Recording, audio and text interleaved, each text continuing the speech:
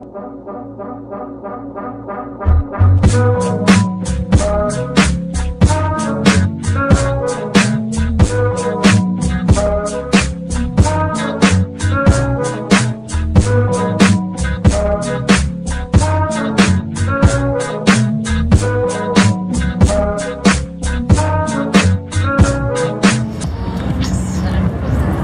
you, Baltimore, for having me. I'm so excited to be here. I come today to talk about the book that my sister and I, Titi Branch, wrote together to share our journey on how we built Miss Jessie's. And in particular, I want to focus on how we made something out of nothing. My name is Miko Branch, and I'm here to represent myself, my sister, Titi.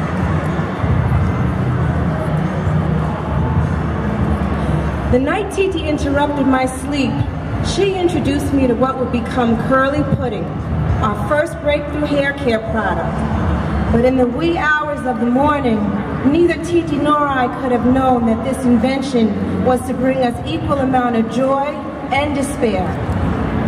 Over the next few years, curly pudding and an entire line of Miss Jessie's products would afford us the opportunities we never imagined.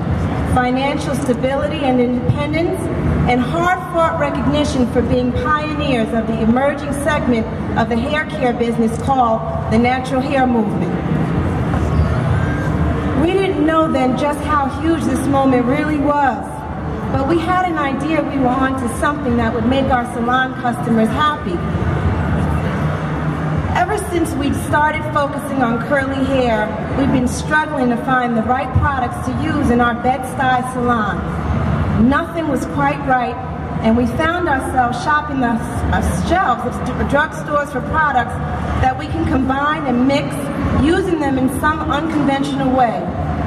What we needed was a styling product that was gelatinous, with the tight hold, without the tight hold of a gel.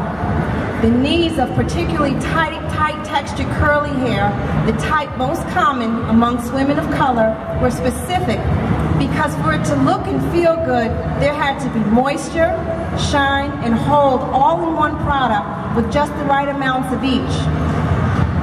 It was frustrating to go through the countless jars and bottles of creams, curl activators, mousses, gels, hairsprays, conditioners, oils, spending all that money on solutions that weren't just cutting it. In between salon visits, I wanted our customers to have their hair that looked and felt good in order to maintain their curl and look. So I told Titi, we need to create our own product. Let's come up with our own exclusive salon formula. That was how it usually happened. I would come up with an idea, and my big sister would take it to the streets, and then the two of us together would come and make it a reality. We started by hitting the beauty supply store, buying up a variety of curl activators, grease for texture, hairspray for hold, oil for shine, fragrance for color, and conditioner.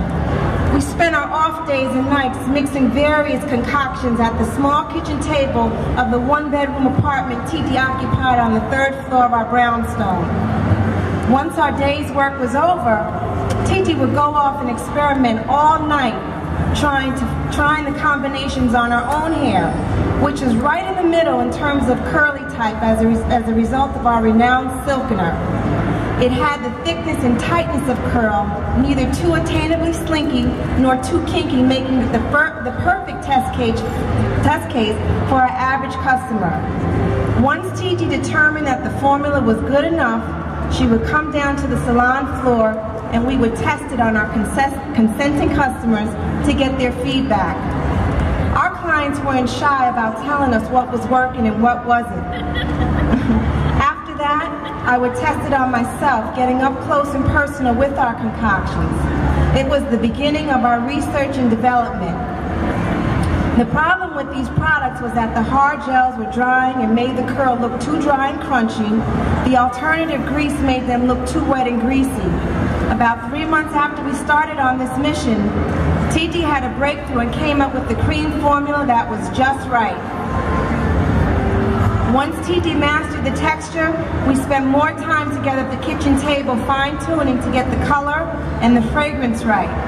This was almost as important as the function of the product because it had to appeal to the senses.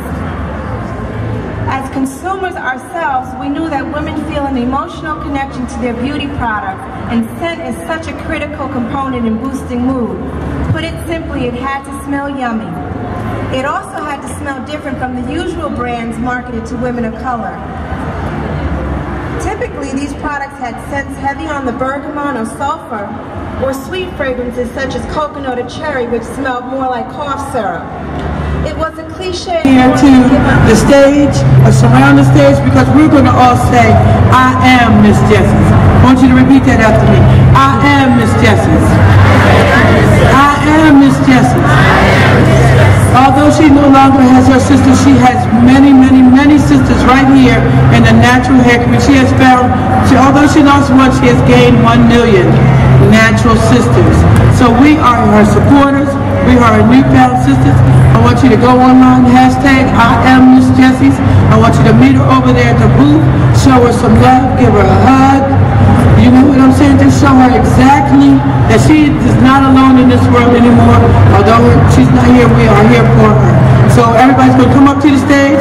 We're going to turn around and face the videographer so she can take this home with her. And we're all going to say, I am Miss Jessie. And I know, stop making me cry too. I'm a big baby, okay? So, all right, thank you. Thank you so much. All right, so, although we're natural, I am Miss Jessie, okay? I'm going to say it, and then you're going to respond with, I am Miss Jessie. If you're natural, you're what? I'm Miss Jessie. All right, if you're transitioning, you're what? I am Miss Jessie. We are the natural sisterhood, and we are what? I am Miss Jessie. All right, we got to show this sister some love. So come on, let us all take a picture of her with her. Surround the stage, sit on the stage on the side, and let's take a picture of her and show her some love. All our newfound sisters.